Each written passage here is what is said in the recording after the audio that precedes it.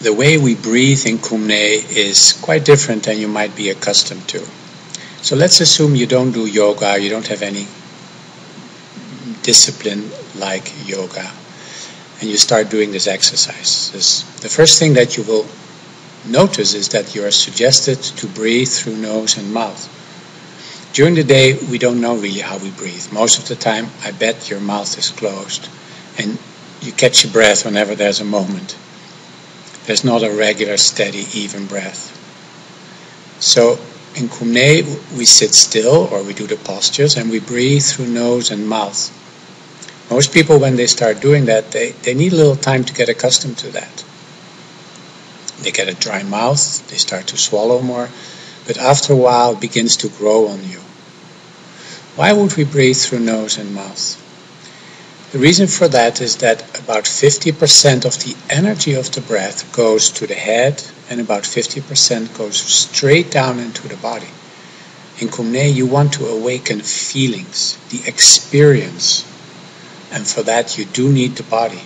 Like with your head, you're thinking, maybe creative and images and all that kind of thing, but for you to experience, you need to make contact with your feelings, and for that you have to go into the body. So just like your eyes see and your ears hear and your tongue tastes and your nose smells and your head thinks, your body feels. So it's a sensory activity. As soon as you contact the body, you should, between quotation marks, get sensations and feelings, because it's part of being body. So when we breathe through nose and mouth, the energy that goes through the mouth straight feeds the energy flow in the body. So we divide it 50% up and 50% down into the body. Of course the oxygen goes to the lungs, there's no question about that, but the energy that's contained in it, it spreads through a very sophisticated inner architecture. They say maybe 75,000 channels, and they say they're energy centers or chakras. So it's a very elaborate system that transports the energy. So if you breathe through nose and mouth, it's the optimum distribution of that energy. The throat, or the throat chakra, the function of the throat is the distribution of energy. So if you want to distribute the energy throughout your body, you need to breathe in your throat. The breath needs to come all the way to the back of the throat, so you breathe through nose and mouth. But there's another reason for that, and that's a more subtle reason. So maybe much of this is new for you, and you think, what on earth are they talking about? But it will come, the knowledge that's behind it. One of the main channel in this elaborate system of energy flow throughout the body is the central column. It's located in front of the spine. Can you see it? No, I cannot see it, but I can feel it. You can learn to see it in your imagination too, but it's not necessarily the truth. But once you practice Kum Nyé, you begin to discover that the energy in the body is more clear in certain areas than others. And the main area that we want to be clear is the central column. It is located in front of the spine.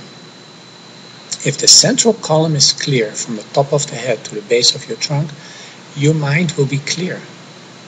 You don't need to psychoanalyze the issues that are going on in order to become clear. In your life, you don't have to think it all through to become clear. You can work with your energy.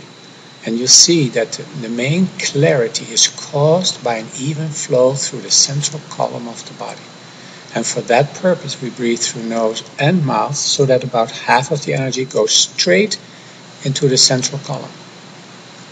But there's a little bit an other extra activity that we do. We have in Kum Nyé the tip of the tongue touching the upper palate. It's like the 6th of the 7 gestures of the basic posture. So your tongue lightly touches the upper palate, very lightly, that little ridge behind your upper front teeth. So when the breath comes in, half through the nose and half through the mouth, it gets a twist because of your tongue. And because of that, it can easily go straight into the central column. So the central column is very, very important. They say, but I don't know this, but they say that when we die, then all the energy gradually recedes and withdraws from our arms and our hands and our legs and our feet. It withdraws, and it comes into the central column, and then it goes up and leaves the body. So if you've ever seen a person who is still alive, but almost dying, you can see there's something in that body. And when they die, when they're dead, you can see it's empty. So something has left the body. And that leaving, that process is easier, much easier if the central column in the body is clear. So that's much more than you asked for, but the central column is important. Breathing through nose and mouth is important. During the day, practice to have the tip of your tongue touching the upper palate. Good luck.